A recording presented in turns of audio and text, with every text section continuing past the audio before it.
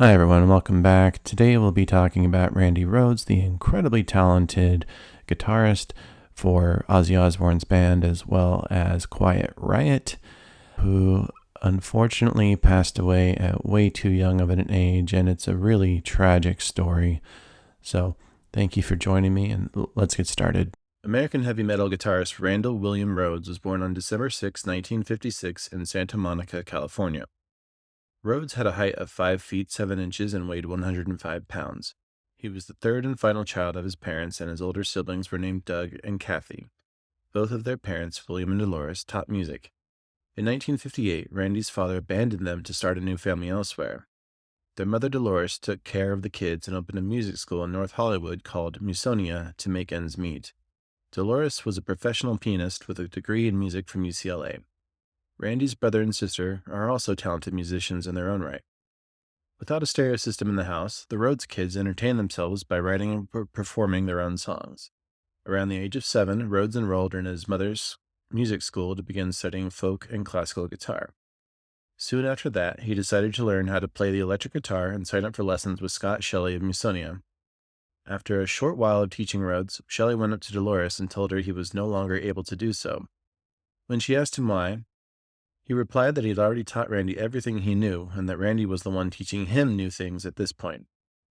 According to Rhoads' brother, the guitarist's life changed forever after he and his brother went to see Alice Cooper perform at the Long Beach Auditorium on July 11, 1971. Kelly remarked after the show, "Randy was mesmerized. He was catatonic, just staring at the stage. Randy declared later that night, 'I can do this. I can look like this. I can be this.' Something clicked that night, and I think that kind of showed him what he could do with his talent." Randy graduated from Burbank High School ahead of schedule at just 16 years old. This allowed him to teach guitar at his mother's school and perform in a band called Little Women at night. The band would later go on to rename themselves Quiet Riot. By the end of 1976, Quiet Riot had become one of the most in-demand bands on the Los Angeles club scene. They'd been signed to Sony Records. Rhoads did not do drugs and drank rarely, but he was a heavy smoker. His brother Kelly claims that Randy was a fairly devout Lutheran. Randy's time in Quiet Riot undoubtedly did a lot to further the band's trajectory, but he wanted more as a guitarist and was not satisfied with the state of the group. Little did he know that the biggest opportunity of his life was just around the corner. Former Black Sabbath singer Ozzy Osbourne was in Los Angeles in 1979 looking to start a new group. Future Slaughter bassist Dana Strum, a friend of Rhoads from the LA club circuit, called Randy nonstop to convince him to try out. Even though Rhoads had told Rudy Sarzo, his bandmate in Quiet Riot, that he wasn't interested in auditioning, he eventually did it in order to get Strum off his back. At the audition, Rhoads brought his Gibson Les Paul guitar and a practice amp and began warming up. Osbourne insists he hired him on the spot. Later, Rhoads recalled, "I just tuned up and did some riffs, and he said, 'You've got the gig.' I had the weirdest feeling because I thought, 'You don't even hear me yet.'" Rhoads recalled never actually meeting Osbourne that day and claims it was actually Strum who told him he got the job. But the band's management wanted to keep the lineup all British. They were hesitant to hire an unknown American guitarist at the time, but manager Don Arden eventually gave in. When Rhoads finally arrived in London to join the group, he was denied entry at Heathrow Airport because he did not have the appropriate work visa. The airport authorities forced him to spend the night in a holding cell before being handcuffed and put on a plane back to the United States the following day. Someone from Jet Records was supposed to come help solve the problem, but they never did. Osbourne later called to apologize, and Rhoads came back to England, but this time the correct documentation was in place.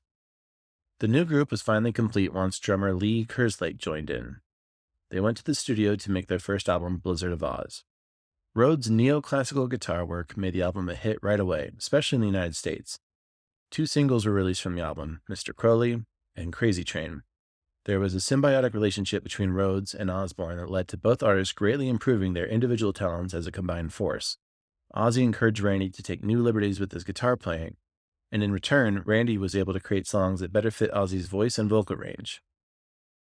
Randy explained to Ozzy that most metal songs at the time followed the same old boring formula, and he convinced him that they should be more experimental. All of their songs from then on would be in unique key signatures and use multiple scales. The band's next album, Diary of a Madman, was recorded after they had returned from a tour of the United Kingdom. Tommy Aldridge of Black Oak was brought in on drums, and Rudy Sarzo, formerly of Quiet Riot, was brought in on bass for the U.S. tour. At this time, Rhoads was thinking about taking a break from rock for a few years to study classical guitar at UCLA.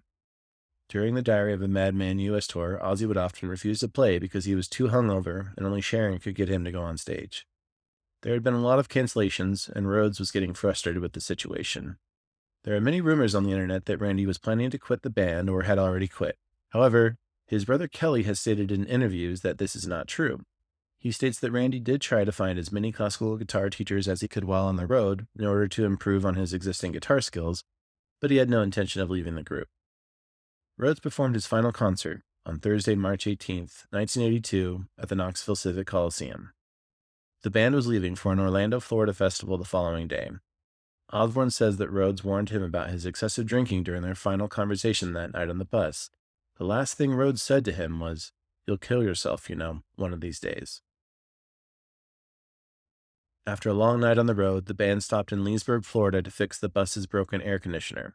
It was during this time that Andrew Aycock, the band's bus driver, stole a single-engine Beechcraft F-35 plane for a few joyrides. Aycock brought keyboardist Don Airey and tour manager Jake Duncan with him on an initial flight, but it was a second flight with Rhoads and Rachel Youngblood, a makeup artist, that ended terribly. Rhoads had asked bassist Rudy Sarzo to come along on the flight too, but Sarzo declined so that he could get some extra sleep. Aycock foolishly made attempts to buzz the tour bus during the second flight by bringing the plane within just a few feet of the top of it. He was able to pull this off 2 times, but unfortunately, his third attempt would prove to be fatal. Around 10 a.m., after only about 5 minutes in the air, one of the plane's wings clipped the top of the bus, tearing it in two and sending the plane into a violent spin. When the plane and the bus first collided, both Rhoads and Youngblood's heads went through the glass windshield. The plane then crashed into a nearby garage, bursting into flames before severing the top of a pine tree along the way. Aycock, age 36, Youngblood, age 58, and Rhoads, age 25, all died instantly. All 3 bodies were badly burned, but dental records and Rhoads' jewelry helped authorities identify him. The rest of the crew was sound asleep on the bus before the collision, leaving only keyboardist Don Airey to witness anything. He took note of the pilot's erratic and dangerous behavior and was taking pictures to give to Rhoads afterward. Seconds before the plane crashed into the bus, he saw a struggle in the cockpit between Aycock and Rhoads. The following is his first-hand account. "I had my camera and was taking photos of the plane to give to Randy afterwards. I had my telephoto lens on and could tell that there was some sort of struggle going on aboard the plane. The wings were rapidly tipping from side to side. At one point, the plane almost became perpendicular, no more than 6 feet off the ground. That's when I put down my camera and saw the plane right in front of me. I quickly crouched to avoid getting hit and looked over my shoulder and watched it clip the bus, crash into the tree and explode on impact into the garage." The impact jolted the band members out of their bunks, and as they looked around for answers, bassist Sarzo recalls stepping over broken glass in his bare feet and peering through the gaping hole in the bus. He recalls seeing tour manager Jake Duncan outside, rocking back and forth on the ground, yelling, "They're gone, they're gone." Sharon Osbourne, who woke up due to the impact, said, "They were all in bits. It was just body parts everywhere." Drummer Tommy Aldridge took a fire extinguisher from the bus and ran towards the crash site in a vain attempt to put out the fire. Duncan, the tour manager, was on the first flight and said that despite his concerns about the pilot's behavior, he felt no sense of impending doom because everything seemed so innocent. Quote, "When we arrived this morning, Andy offered Don and me to take us up. I must admit, got a bit scary when he started buzzing the bus trying to wake up Tommy. But after a few attempts, we just landed. That was it. Rhoads was afraid of flying and Youngblood had a bad heart," he said. Duncan also explained how Randy, who was afraid of flying, finally ended up on board. Quote, "Well, right after we landed, Andy came up to me and told me that he was going to take Rachel up for a ride, and that being aware of her heart condition, he assured me that he was just going to take it easy, circle the property a couple times, and not pull any crazy stunts. So when Randy heard that, he decided to join them so he could take some aerial shots with his camera." Ozzy later gave his statement about the experience. "At approximately 9 a.m. on Friday, March 19, 1982, I was awoken from my sleep by a loud explosion. I immediately thought that we'd hit a vehicle on the road. I got out of the bed, screaming to my fiancée, Sharon, 'Get off the bus.' Meanwhile, she was screaming to everyone else to get off the bus. After getting out of the bus, I saw that a plane had crashed. I didn't know who was on the plane at the time. When we realized that our people were on the plane, I found it very difficult to get assistance from anyone to help. In fact, it took almost a half hour before anyone arrived. One small fire engine arrived that appeared to squirt 3 gallons of water over the inferno. We asked for further assistance, such as telephones, and didn't receive any further help. In the end, we finally found her telephone, and Sharon phoned her father. At the time of his death, Rhoads had a longtime girlfriend named Jody. She was driving in her car and heard a block of songs from Blizzard of Oz on the radio before the DJ announced the accident and the news that Rhoads had died. She stopped the car and started crying because she was too upset to go on. After Aycock's body was examined, it was found that he had cocaine in his system. When Rhoads was tested for toxic substances, only nicotine was found. Osbourne claimed that Aycock had been doing cocaine all night before the accident. During their investigation, the NTSB also discovered that Aycock's aviation medical certificate had expired. The night before the plane crash, Aycock was in a bad state because his estranged wife was staying on the bus with them. He was trying to make up with her, and some of the band members have said that the driver was upset in the hours before the crash.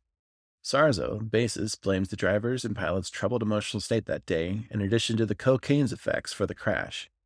Aycock had also been the pilot during a fatal crash in the United Arab Emirates 6 years before. To me, and probably most people who hear this story, one of the most frustrating aspects is just how truly helpless Randy was in this situation. It's tragic that someone else in such a dangerous state of mind could claim the fate of two other souls by acting out however he felt as the pilot. Randy and Rachel had no control of the situation from the moment they stepped foot on the plane. Had they known better, neither of them would have ever gotten anywhere near the aircraft. Rhoads' career was not very long, but he is known as one of the most important people in the history of metal music. His fast and technically proficient guitar soloing was a major influence on the metal scene of the 1980s. He was innovating the guitar around the same time as Eddie Van Halen and helped make popular a number of guitar techniques that are now common in heavy metal. These included two-handed tapping, tremolo bar dive bombs, and intricate scale patterns. Many publications have put him on their list of the greatest guitarists, and many other famous guitarists have said that he was a big influence on them. To honor her son's legacy, Dolores Rhoads established the Randy Rhoads Scholarship Endowment at California State University, Northridge, which awards yearly scholarships to guitar majors. Randy Rhoads was officially inducted into the Hall of Heavy Metal History on January 18, 2017, for being one of the first people to create the signature lead guitar sound of the genre. On October 30th, 2021, Rhoads received the Rock and Roll Hall of Fame's Musical Excellence Award, which officially inducted him into the Hall of Fame. Ozzy Osbourne, Tom Morello of Rage Against the Machine, Zakk Wylde, formerly of Osbourne's band, and Kirk Hammett of Metallica all spoke at the induction, with Osbourne speaking via video message. In the history of metal, Randy Rhoads stands out as a trailblazer leading the way for a new style of guitar playing that has influenced countless others in the decades following his death. It's terrible enough when someone loses their life abruptly. Knowing that he was only 25 years old and was just beginning his career is tragic. One can only imagine what his playing would have evolved into, and it's sad to think of all the great music we have missed out on. But it's safe to say that no one will ever forget about the great music he left behind.